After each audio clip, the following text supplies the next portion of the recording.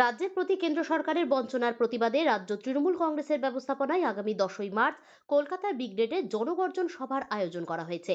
সেই সভাকে সাফল্যমণ্ডিত করার উদ্দেশ্যে মালদা শহর তৃণমূল কংগ্রেস ও যুব তৃণমূল কংগ্রেসের উদ্যোগে শহর জুড়ে ধিক্কার মিছিল করা হয়। এদিন বিকেলে মালদা শহরের রথবাড়ি জেলা কার্যালয় থেকে মিছিল বের হয় এবং সারা শহর পরিক্রমা করার পর ফোয়ারা মোড়ে এসে মিছিল শেষ হয়। উপস্থিত ছিলেন শহর তৃণমূল কংগ্রেসের সভাপতি নরেন্দ্রনাথ তেওয়ারি, যুব নেতা সৌমিত্র সরকার, এমডি অভিষেক, পার্থ মুখার্জি, মৃত্যুঞ্জয় কুণ্ডু, জেলা সম্পাদক বিশ্বজিৎ ঘোষ সহ অন্যান্য নেতৃত্ব।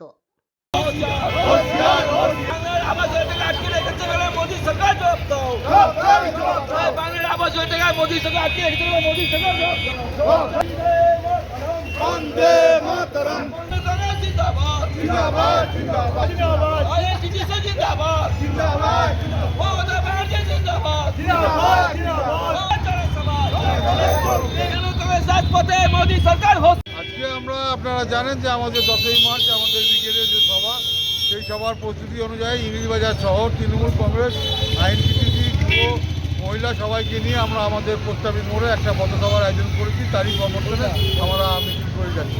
মানে কিসের উদ্দেশ্যটা কি? উদ্দেশ্য হচ্ছে 10ই মার্চকে সফল করুন, যে আমাদের ব্রিগেড সভা, সেই সভাকে সফল করার উদ্দেশ্যে এবং বিজেপির যে নোংরা রাজনীতি, সেই রাজনীতির প্রতিবাদে মালদা জেলা তৃণমূল কংগ্রেসের পক্ষ থেকে আমরা একটা পথসভার আয়োজন করা হয়েছে।